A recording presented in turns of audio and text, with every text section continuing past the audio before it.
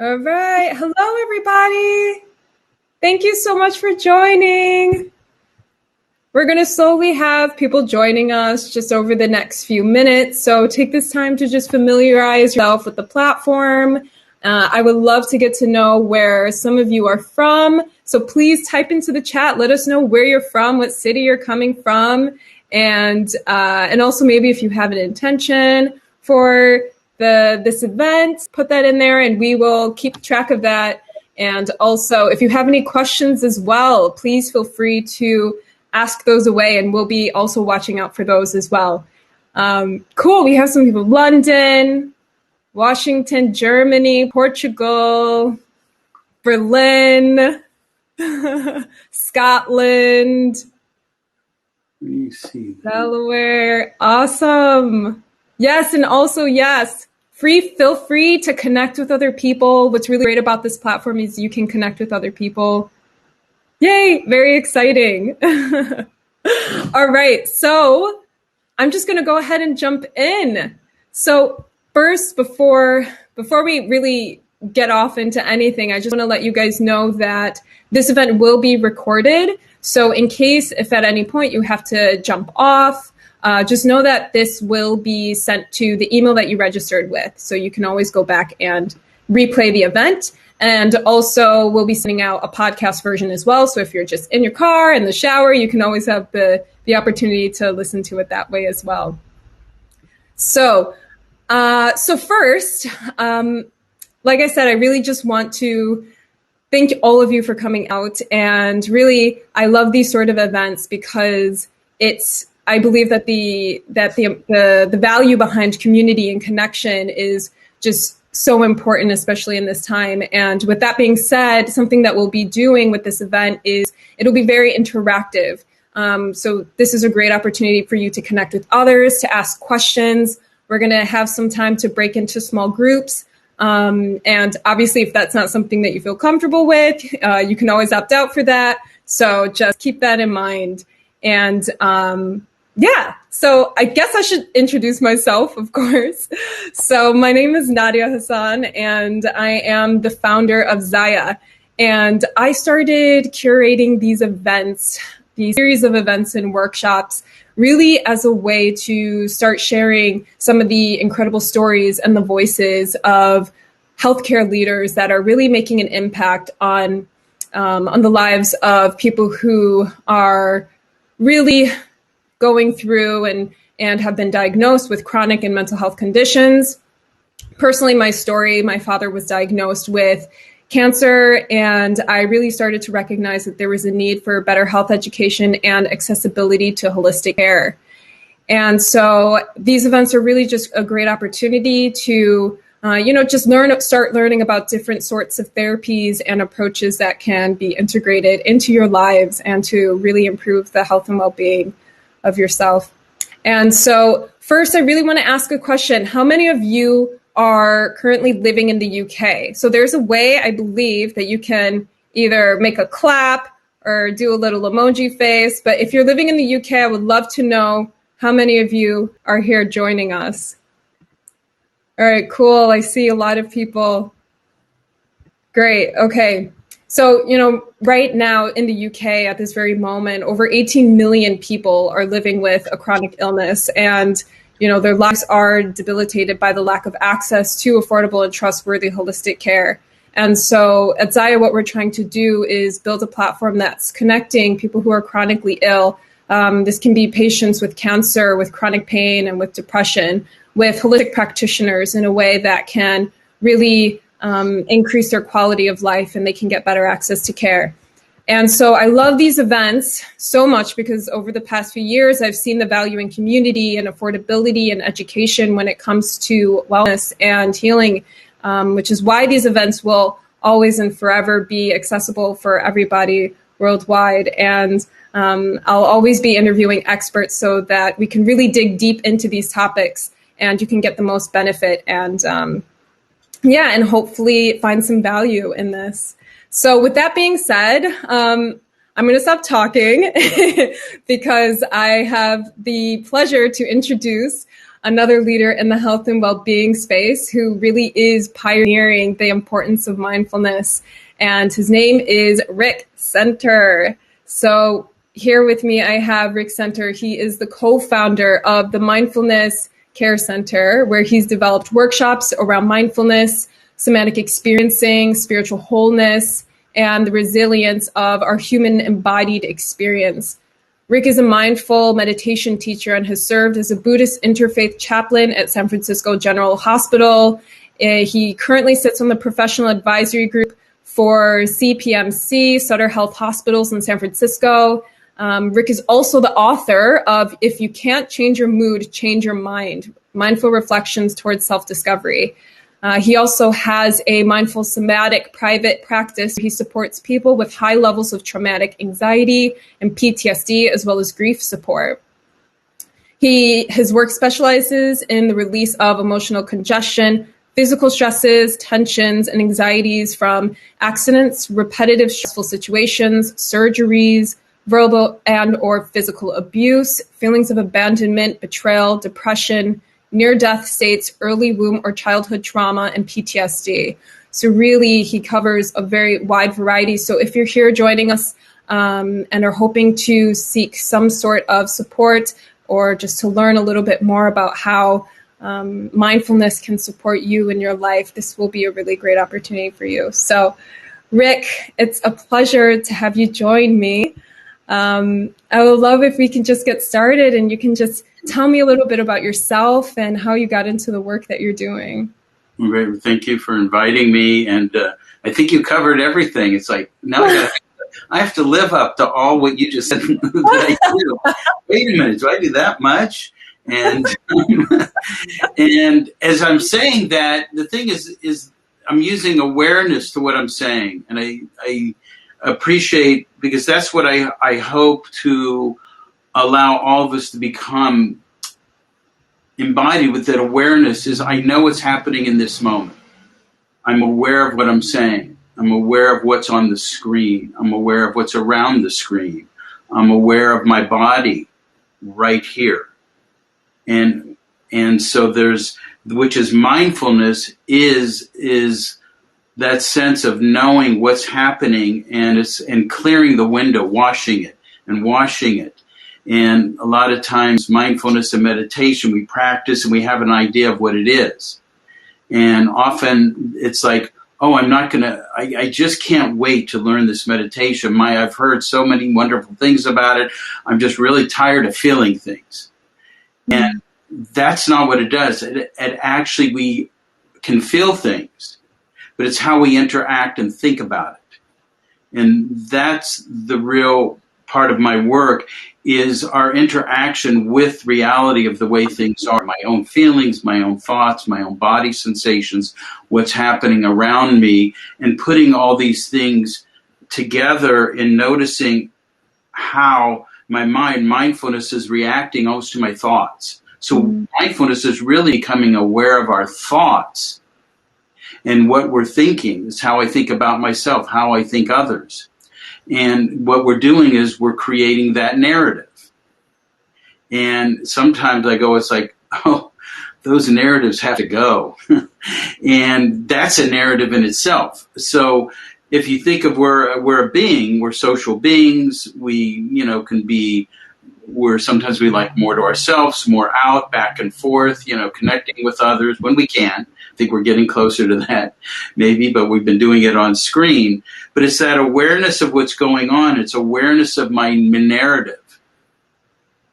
And we only live in narratives. The fact that I can talk about a narrative and become aware of my narrative and what's happening in my experiences, which is my work into mindfulness, and I would call it mindful somatic work, because as a long-term meditation over 30 years ago, I just started to become aware of all this and deepening it. And then people know Peter Levine's work, Somatic Experiencing, and then being a chaplain in a hospital, working with people, and then working with all these deep traumas. It's the awareness of the body and how it wants to move through it and express itself versus be afraid.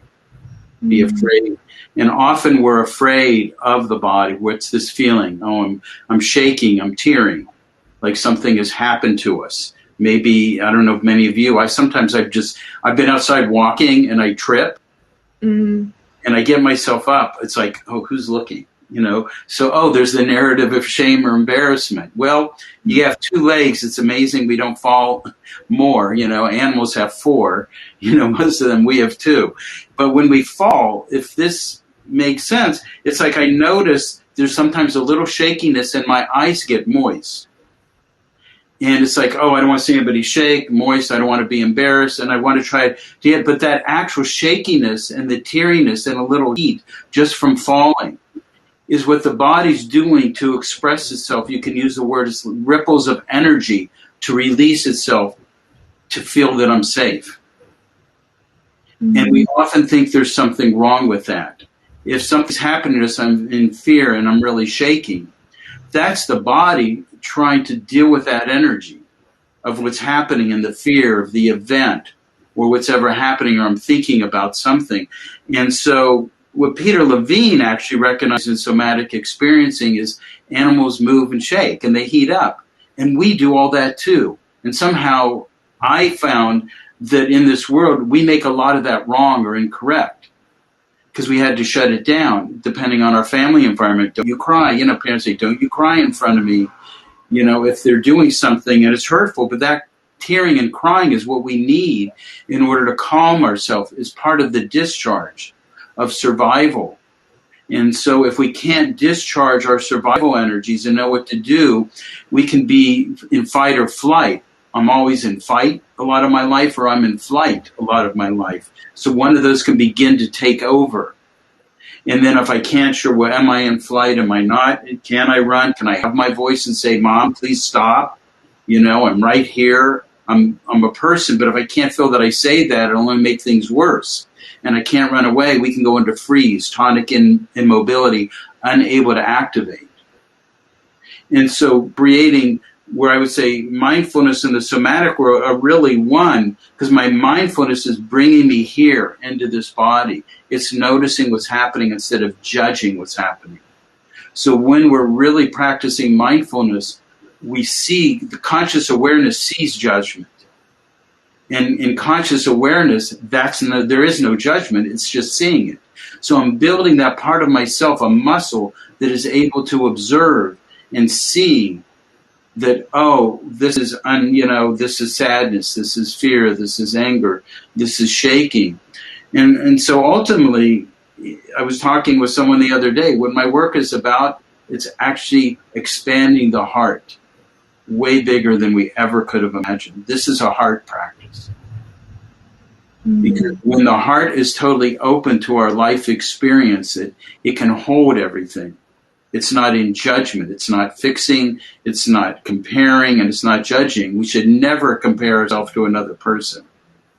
And if any of you have ever done any meditation, and you're like sitting there and you're in your meditation, and then all of a sudden, oh, my mind, it just won't stop. It keeps going, and I wonder about everybody else. So you're sitting there with your eyes closed, but then your eyes open and you look over and you go, oh, look at them. They're quiet. Their eyes are closed. And you're going, oh, they're not, their mind is empty. My mind's running around. And then they're looking over at you and they're going, boy, look at that person. They're sitting there quietly and they don't know our minds are running around. It's the nature of thought. It's what it does. So instead of thinking when I sit and I pause and find my breath, thoughts are going to stop. I'm actually recognize they're all over the map. People have heard monkey mind. It's wild. But if I become aware of it now, I'm in the first step, what I say of insight mindfulness meditation. I'm becoming aware. And so there's many meditations. The one that I really practice is insight mindful awareness because it awakens me. And it's the one that I found actually is moving more out of suffering, discontentment of life.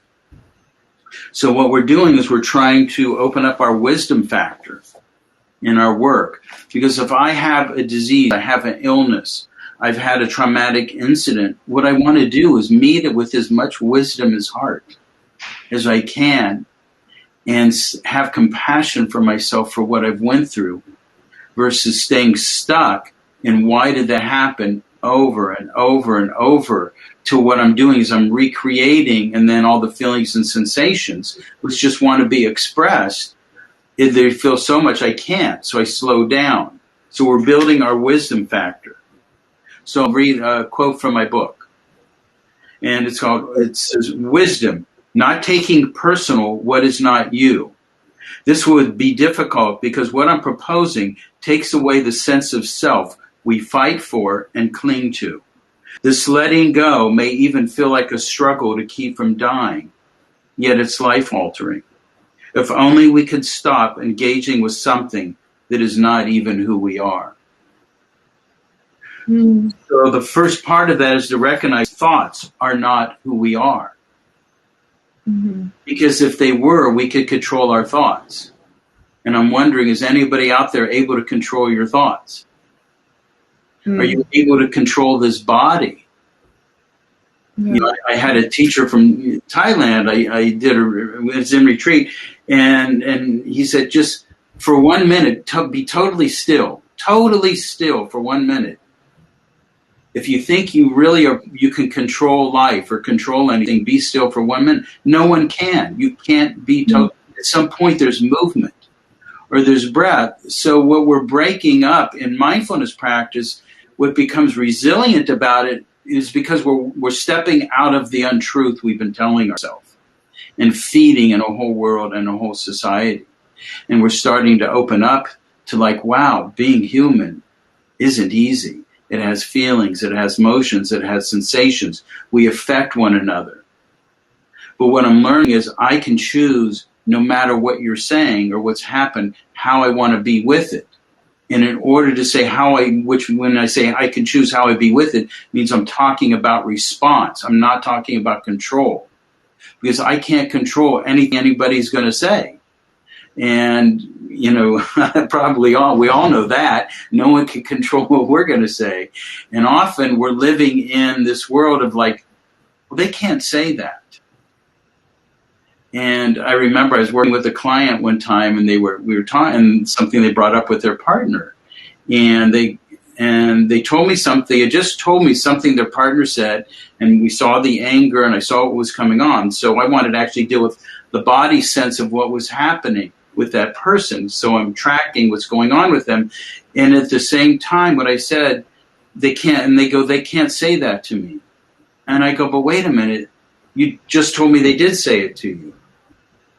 And so that's what we want to live. And we're often responding in our world throughout our day. Think about it. How I'm responding to what I want to be happening, how I want things to be.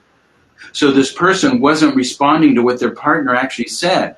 They were responding to the aversion of they shouldn't be saying that, and to the attachment of what they want to be said, they want to be hearing. So now that's how we're often responding to things. So I'm responding from my desire and my want and my dislike and ill will. I'm actually not responding to what's actually happened. And this goes back to when you were talking about illness. You know, I also recently, as I shared with you, I had a family of illness. I probably started very early with illness, and my parents becoming ill with cancer, my mother passing away with cancer when I was a teenager. And all those things kind of scrambles the mind up. You know, I grew up going to a very religious Jewish school and go, how could God do this? And so it brought into my whole question, but it started breaking apart my whole world to understand and see things versus, wow, how do I be with what's happening in my family? How do I be with the diagnoses I'm having now? How can this happen to me? Why is this happening to me? That's actually, it's a question that will arise in the mind, but we don't have to pick it up. We can say, what is happening? And can I have heart and compassion for myself of what is happening? And how can I find the wisdom in the best way to not honor it, but to say, what do I need to do to work with it? Mm-hmm. You know, it may be a chronic illness I can't get rid of, or something that is like, oh, I can, and what are the steps I need to do? So we want to use science to find out the medical community, find out what's going on, if that's how, and we want to also look at these other things, these alternative ways of why it's even here. And as we've been learning through stress and anxiety in my work through mindfulness and somatic experiencing, what we're finding is a lot of syndromes and symptoms. And this has been proven in all the studies that are going on. Often syndromes and symptoms, what looks like an illness or disease is not it. There's just a symptom of it. And so we want to find out what's really there. But a lot of times we're overstressed, we're overanalyzing, we're trying to fix. And I even have looking at some of my papers. So this is really interesting, this one, because it actually talks, it was something on millennials strive for perfection more than past generations. This was a study, and this was in USA Today. College students today strive for perfection more than previous generations, and it could be damaging to their mental health. Mm. And so when we're mental health, that means I'm sending more adrenaline, more cortisol, more entry, I'm pushing my whole nervous system, which is why mindfulness, when they're saying, actually calms stress.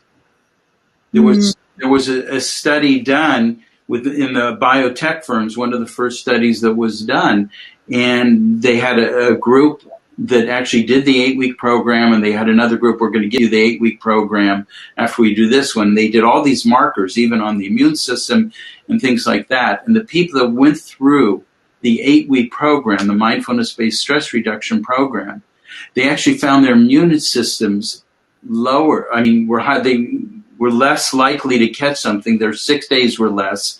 They felt better for work. Their communication skills were better.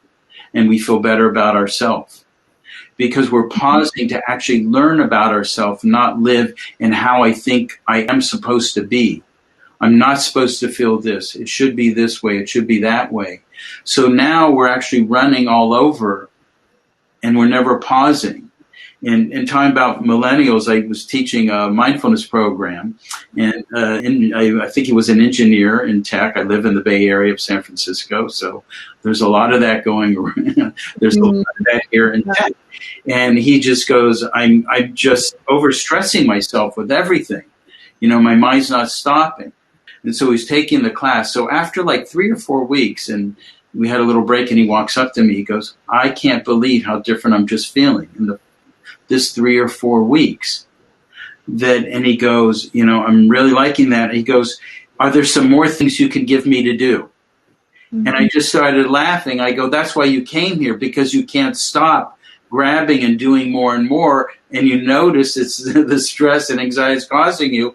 It's like, just keep practicing this and watching what happens. And that makes, so it's like the mind's always wanting more, but we're building this muscle that's right here to pause and actually see what's going on. And so we're meeting all our conditions, emotional, and we're seeing more clarity with it, that everyone will have a different opinion than me. That's not life-threatening when you disagree with me. Mm. But on the neurological system, if we take our nervous system, we are programmed as an animal to survive comfort and discomfort. I need to know if the bear is coming in. I need to be able to do that, but we're not hunter-gatherers anymore. We live in cities. We go get our food. And so what that mind of always in fear, you know, and discomfort, and I don't like anything that's not comfortable, it's like we've turned it into just people having different opinions than me. And so we don't even know how to come together anymore. And that's what we're trying to create, that sense of coming present with myself, coming present with others. And so I want to pause for a moment, and I just want to share whatever I'm saying is, this is how Rik has interpreted his life. And so it may be different for all of you. What I'm going to share and say, take away whatever works. If it doesn't work, let it go.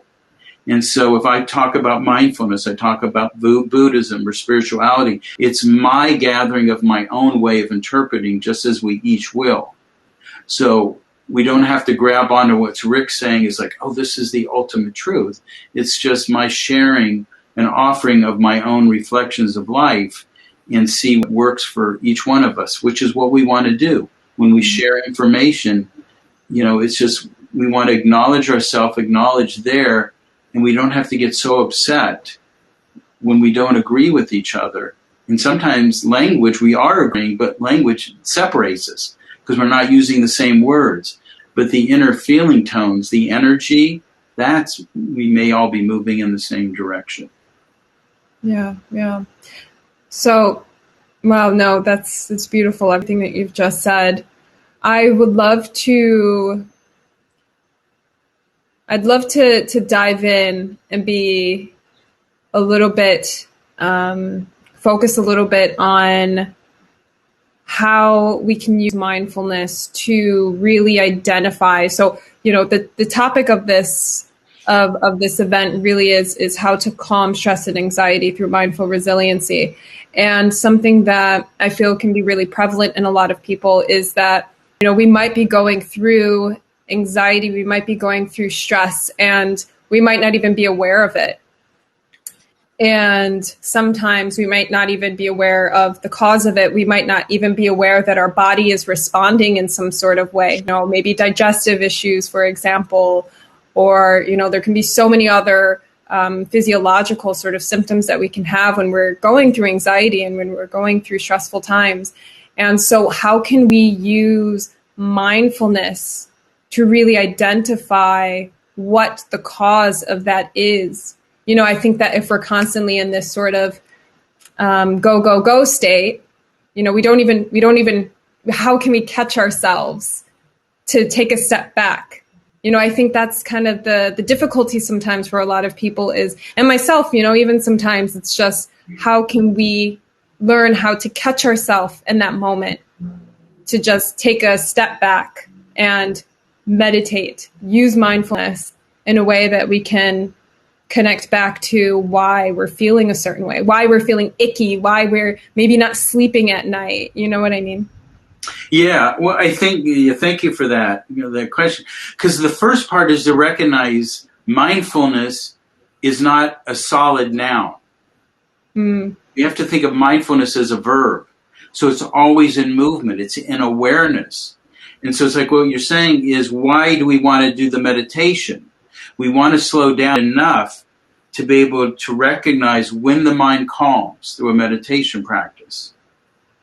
And so it's called a practice. It's not called something that I obtain. I don't obtain mindfulness. I don't obtain meditation. I practice these things. And so it's like building a muscle. An athlete, they practice something over and over. So it's like the muscle knows what to do it. And so to start to be aware can take a lot of work if I'm just living in all the thoughts of my mind and chasing them. And so you have to build the muscle to where it automatically happens at times. If I'm on here right now as I'm talking, I can feel my legs. I'm sitting cross-legged. I can feel my legs. I can feel my butt. So everyone here, just take a moment and just notice where your feet are. And you may even want to rub your feet if you want, depending how you're sitting, or rub your arms on your legs or your arms. But as you're doing that, don't think about what's going on 3 blocks down the street or what you have to do later. If you do this with me, everybody do this with me. And then just allow your eyes to close and just notice the breath at the tip of your nose, the air. So we notice breathing because there's air moving out of the tip of our nose, inhaling and exhaling. And just allow that to come down to maybe noticing the chest and the belly on an inhalation, how it has a sense of rising, filling up. And on the exhalation, there's a release, letting go. And just let me notice that for a moment. So even though I'm saying, let me notice breathing for a moment from the tip of the nose to deep in the belly, on and off, thoughts will still come in. And it's I don't have to engage with it. I can notice a thought instead of blaming it or thinking I'm doing something wrong. I'm aware of the human nature of the mind are thousands of millions of thoughts all day long. And so I allow that observation, that person that can notice breathing. So I'm in charge, not my thoughts. And then, as you're sitting, noticing the breath, allow that awareness to come to your hands, through your arms to your hands now. And notice the fingers, the fingertips. Are they warm? Is it warm, cool, tingly? And then allow the sensation of the fabric you're touching. Like, be curious. What's it like? If I ever pause to feel the shirt that I'm wearing right now, like, what's the fabric like? Is it cool? Is it warm? Is it smooth, coarse, rough? Is it wet? Is it dry? And then just breathe with that awareness for a moment.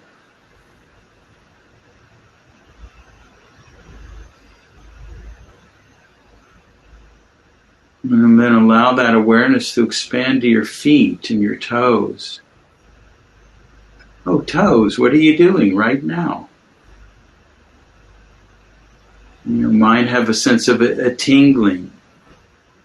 It's kind of like, it almost feels like a cool warmth. I can feel my feet and my legs, where they're touching, the connection to the ground. So there's a pressure. The pressure can help me sense into my calf and my thigh and my knee. Bringing it up through my hips, where there's weight and pressure where I'm sitting. I might notice the right and left side actually are different. For me, they are. They don't always feel the same. Coming up through the torso, the arms, awareness of my shoulders and my jaw.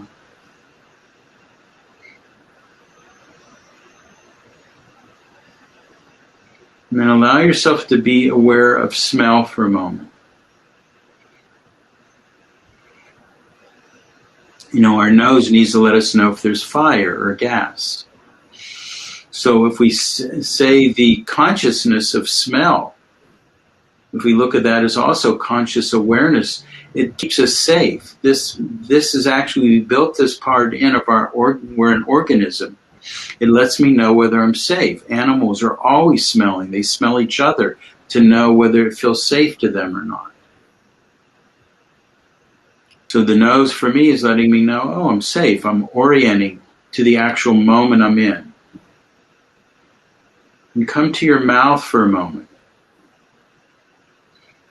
Notice what's in the mouth. You may notice different flavors. Could be neutral. But if you ever had a time where you put something in your mouth and you actually spit it out, it goes the other way. Because the mouth knew, consciousness of the mouth knew something didn't feel right about that. So that's present moment awareness. In this moment, I'm not tasting anything poisonous. I'm okay. I'm safe. Smell, let me know I'm safe. I can expand to sound. And let your ears just take in sounds coming and going.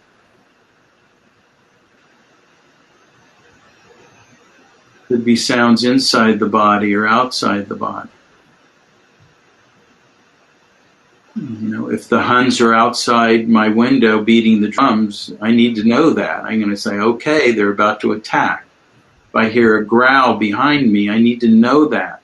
So animals like deer in the woods, their ears, they're always twitching, they're moving to keep themselves safe. They have to be able to pick up sounds to know. So my ears are letting me know I'm safe. There's nothing that I'm having to worry about in this moment. Even if people were arguing outside my window, it doesn't mean I'm not safe. I just may be discomforted of people arguing. And then check back into your body, your hands, your buttocks, your feet. Are you on a bed of nails, hot coals? Being in San Francisco, are we having an earthquake? Is the body letting me know in this exact moment, am I okay? And And find your breath as you're breathing. Notice the breathing of the body, inhaling and exhaling, and then letting the arms come down. And then as we open our eyes back up, let your eyes orient to your room, or wherever you're at, to the shapes and colors, whatever it's seeing. And the eyes let us know whether we're safe. Really, they let us know what's going on. They orient us. So we went through our 5 senses of real time in the body, letting know in the exact moment. It's not about the past. It's not about the future. It's actually about the present moment. That's mindful awareness of orienting to the somatic sense body. And my eyes let me know if I was a deer, I might hear something and I'll look over. And if I see the wolf or the lion, I know, okay, I have to get ready to go into fight or flight. But if I don't see anything, it could just be the rustling of wind. I can continue eating. We are the same way, but we disregard our whole sense of present moment, and we live in our thoughts. And anxiety and stress is just a word, S-T-R-E-S-S, A-N-X-E-T-Y, those are words. But if I'm aware, if I'm feeling stress, oh, it's a tight chest, or an achy belly, I say, oh, what do you need? Something's happening, I'm feeling stressed, so I can bring awareness and say, okay, chest, I'm here. And that's actually what I do. And the chest says, thank you for acknowledging me. That's the key aspect. We need to acknowledge what we're feeling, not think I shouldn't be feeling this.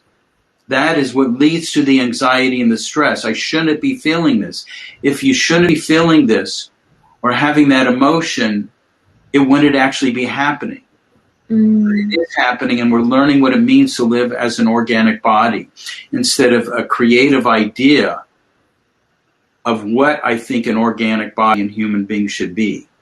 We live in an idea of what we think we should be versus actually exploring the experience of what we are.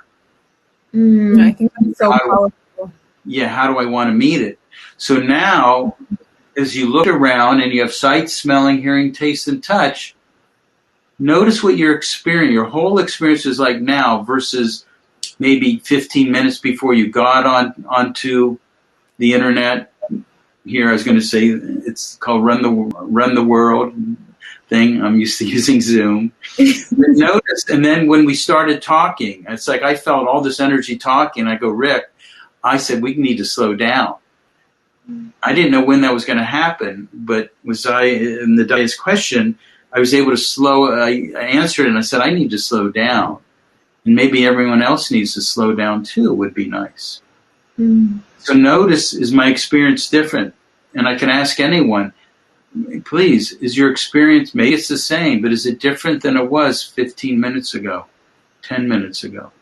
Yeah, if you do feel that way, feel free to type it in the chat. There's also a really great option. There's something called Hold the Mic, and you can have the opportunity to speak if you'd like to share your experience. That would be really insightful for, I think, a lot of us. So, if you'd like to do that.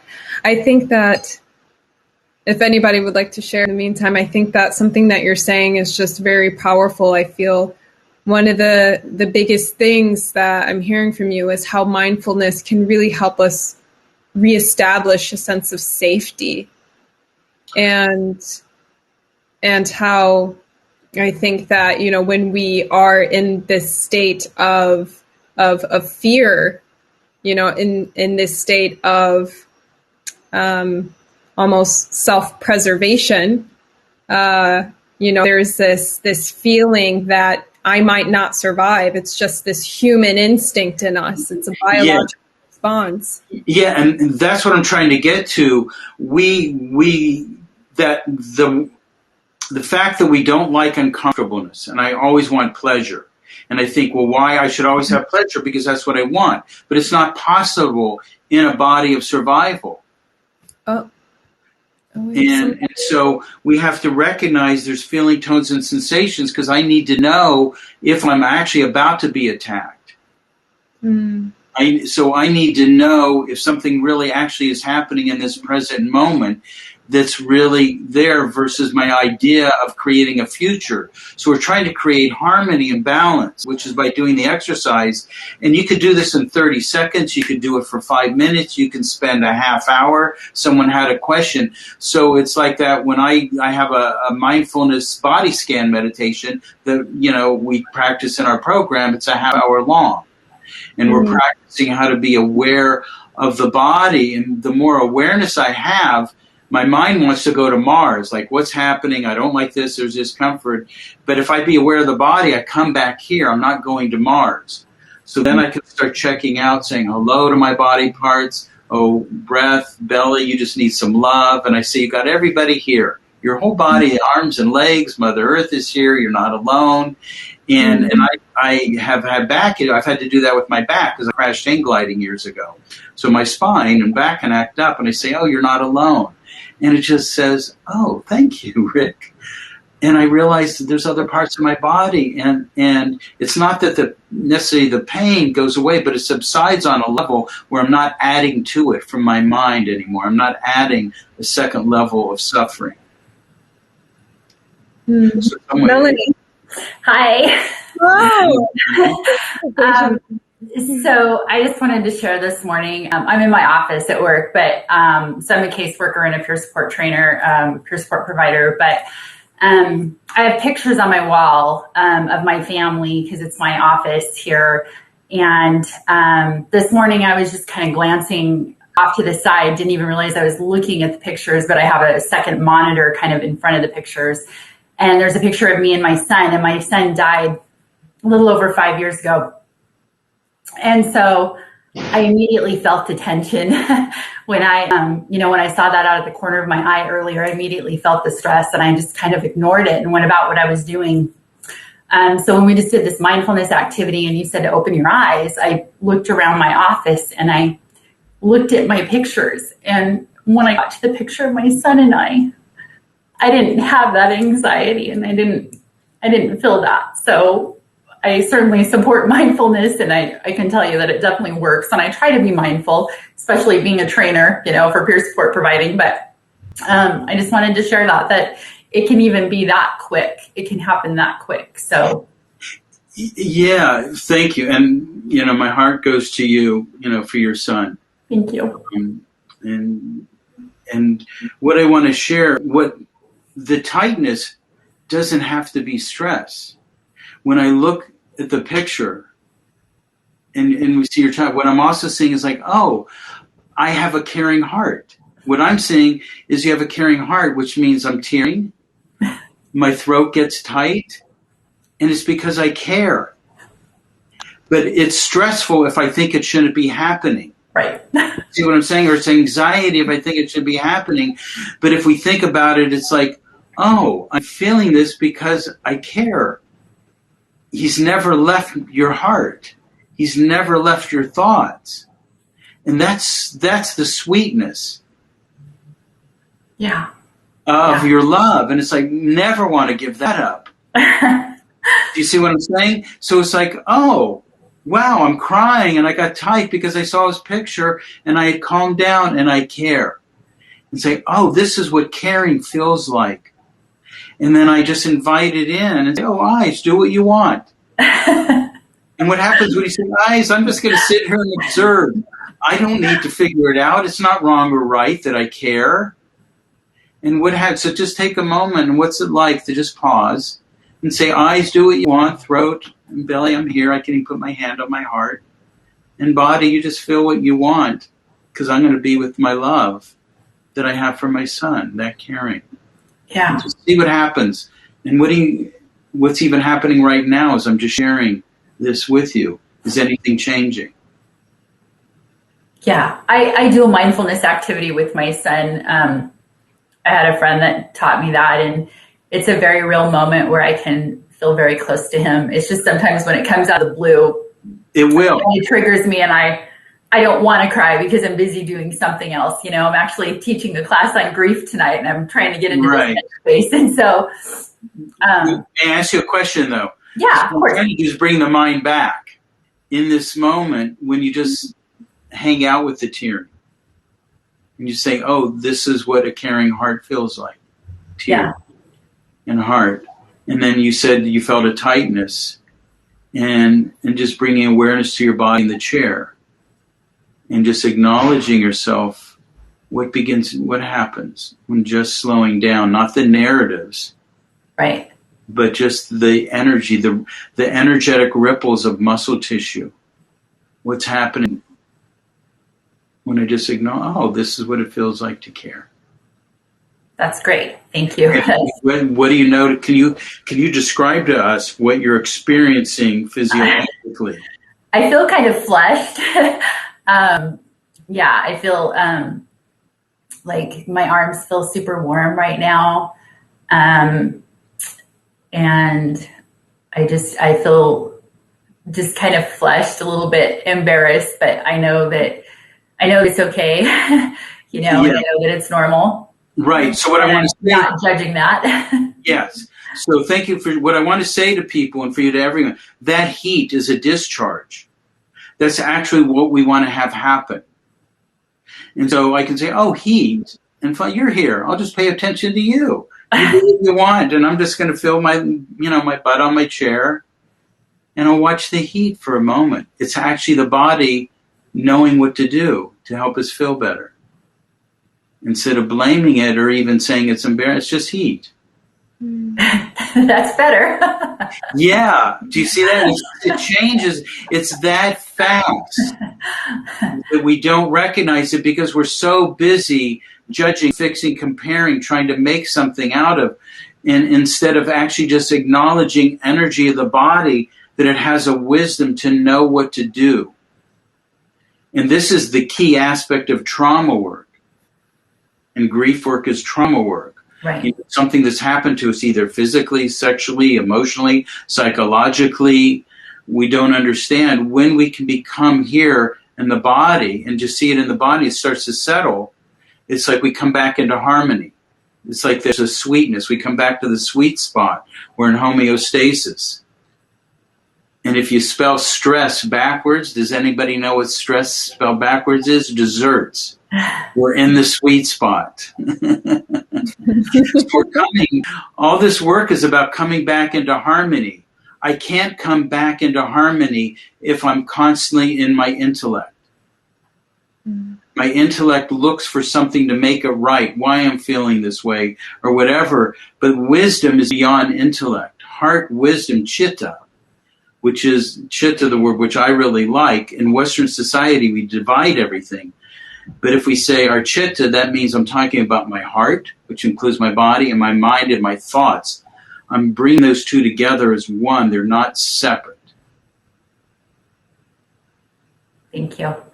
Yeah, so well, thank you for sharing this and doing the work that you're doing to help others and, in your heart and being open and vulnerable with all of us. Thank you. Thank you. Thank you, Melanie. So we're looking at how to bring all this together.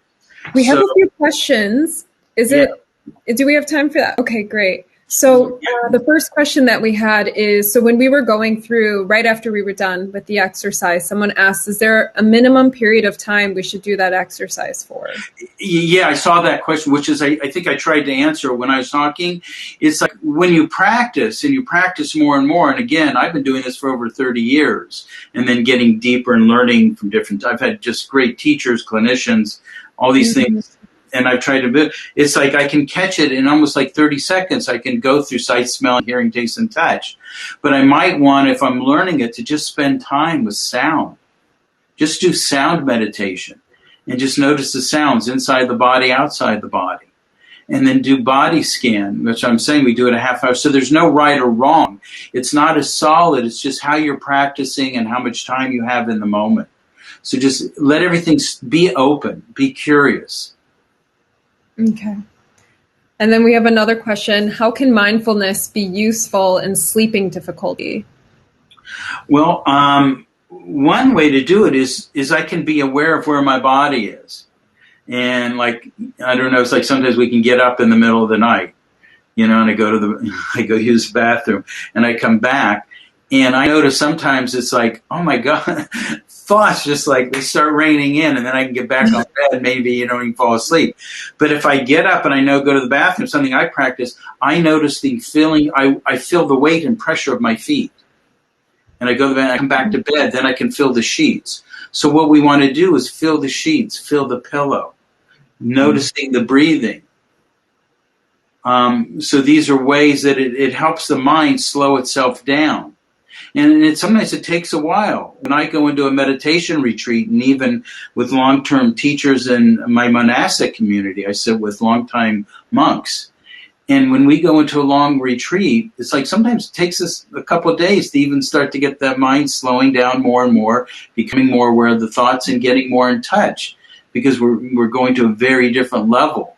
But even just, if we sit for 15 minutes, give yourself time, and the fact that I can notice the thought, I can come back to the body. So that's where when you can come back to the body and feel coolness of the sheets or the warmth, the moving of the breath, that is mindfulness. And then if a thought comes up, we were talking, it's like, wow, it was a difficult day. I had an emotion. Maybe I just, oh, wow, that was tough. I felt sadness. I felt frustration. I was anger. Oh, the mind's running around, and I could say, oh, have compassion for what went on today. I can send myself a little kindness for a tough day at work. And they say, oh, kindness, you're here. And just let that move through my body a little bit. So it's a practice. These things just don't come. It happens for me. Sometimes the mind just doesn't want to be quiet. And they say, an unquiet mind is like this. And so I'm actually noticing I have one of my teachers, one of the monks who inspired me the most, he goes, it's like this. And it's like, oh, it is like this. Whatever's happening is like this. And when I acknowledge this, it can actually help. Oh, my mind's running around. I'm trying to sleep, and it's like this. And then I can start, oh, yeah, it is. Yeah, running mind. And then I can just breathe with running mind. It's really having compassion towards yourself in those moments. Yes.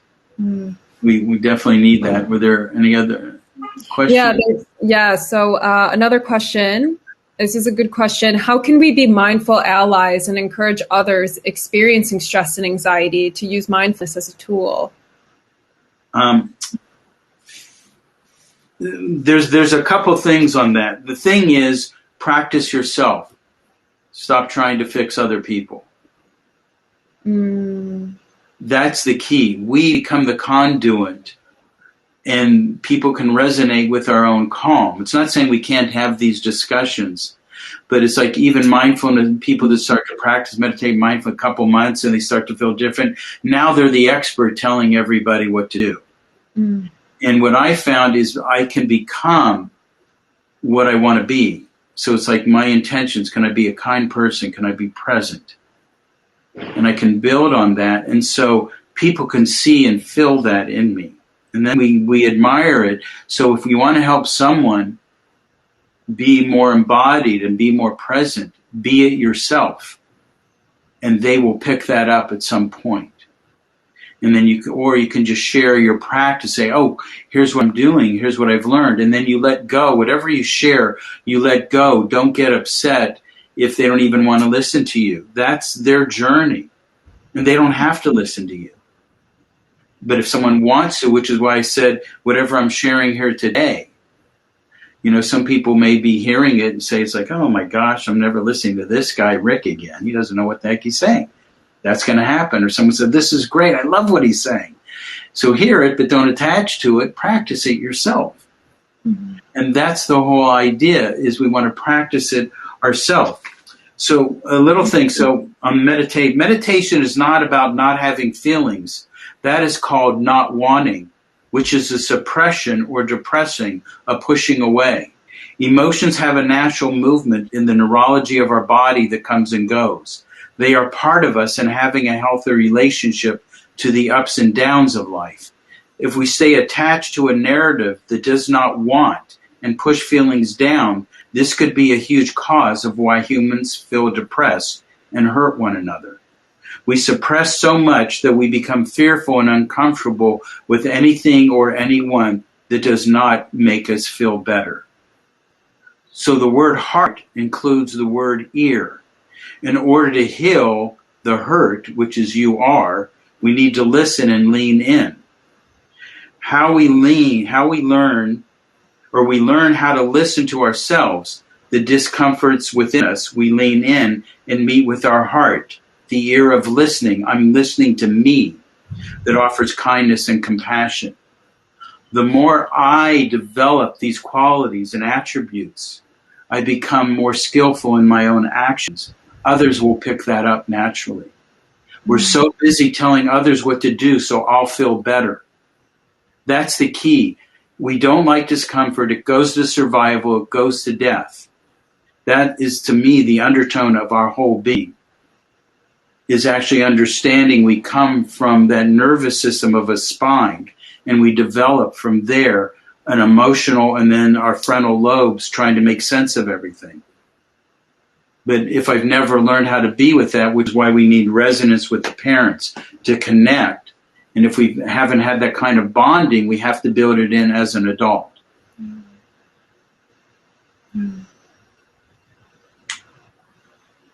So, right.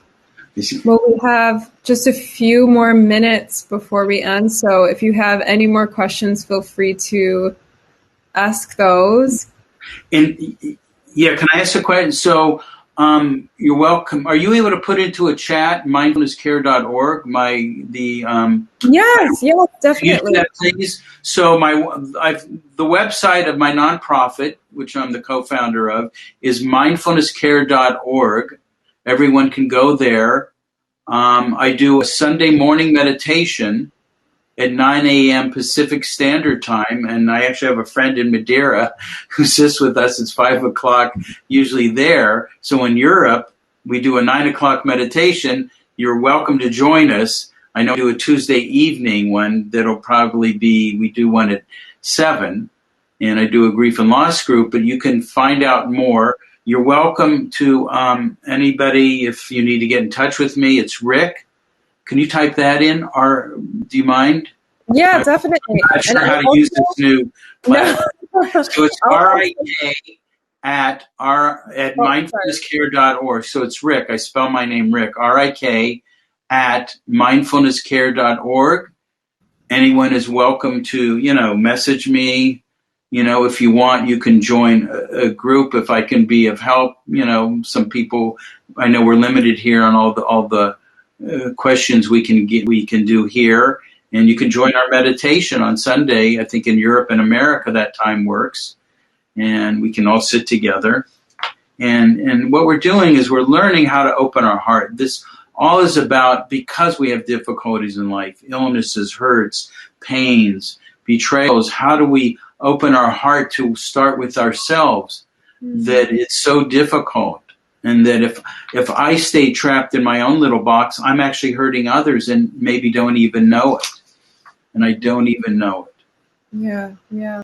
Could you just repeat one more time what time your meditation is?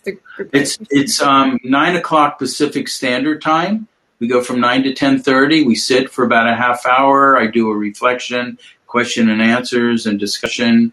And we're all sharing our journey together, learning together, which is what I like to do. I'm learning from everybody. People that ask me questions actually make me pause to learn and, what's happening, for me in that. So I can try to answer it as wisely as I can and learn from my own answer. I'm practicing all this like all of you are. I'm not sitting here, my expertise is I have to practice and be aware like everybody else, because I can goof up. I can goof up. And I would like to end with a poem just right before we end. I'd like to share. Is there anything else? Yeah. So first, I guess I just want to, before we close off with the poem, I would just like to say that I will be sharing all of Rik's information, again, the website, the email, as well as the times that you can join the mindfulness meditations that he offers. I'll be sending all of that out in an email so you guys can get that. And also, We will be having another event next month on April 22nd, which is a Thursday, same time as this time, so which is 7 p.m. GMT London time. And I'll be also speaking with Katie Rose, and she is a holistic mindset, and she's a social worker, so a holistic mindset coach and a social worker, and she'll be speaking about managing Lyme disease holistically, so using a holistic approach to manage Lyme disease. So it will be a really great event and a discussion for everyone, and so including those who are maybe in a clinical practice, as well as those who are currently diagnosed with Lyme disease. And so that'll be a great event, and that will be next month on April 22nd. So if you'd like to visit that, you can check out our website. I just sent out a link, and you can click the link in our events, and you can register again through there, and it'll also be on this platform as well. So yeah, great. Thank you so much, everybody. And go ahead. I would love for you to finish with your poem. Well, thank you for inviting me. I just put my book, I think, that show up in the chat. Yes. If anybody's interested, you could order my book. And if you can't change your mood, change your mind. And I have so many poems I could read. I am becoming more of a poet, I believe. But I'll read this one. This one I wrote a few weeks ago. And it's called Might That Be Wonderful. Yesterday I was foolish. Today I'm letting go. All this me-making, all this my-making has tired me out. Why not dance right here? Why not pray right here? Why not drop to my knees? Why not meditate? Why not laugh? Why not kiss the earth? Why not ask for forgiveness? Yesterday I was foolish. Today the windows are opened. The arrival of wisdom is welcomed. Might that be wonderful? Might that be wonderful? I love that. Yeah, I love that so much. And you sent that to me as well. And it came to me, you sent it to me on the perfect day. It was exactly when I needed to read it. So thank you so much for all of your insight, Rik. Honestly, this truly has been very, very insightful and valuable, and just very precious in itself. And thank you once again, Melanie. I don't know if you're still here, but I just want to say thank you so much for sharing your experience. And I wish you the very best. And as well as everyone else who's joined here, thank you so much for coming and for asking questions and for really engaging. And again, if you have any questions, feel free to reach out to me. My email is nadia@zayamed.com. Put it in the chat. And then again, you can also just check out our website and learn more about what we're doing. And yes, thank you again. And I hope to see all of you at the next event. So thank you. Yeah, thank you, everyone. Yeah, thank you. Thank you, Rik. Thank you.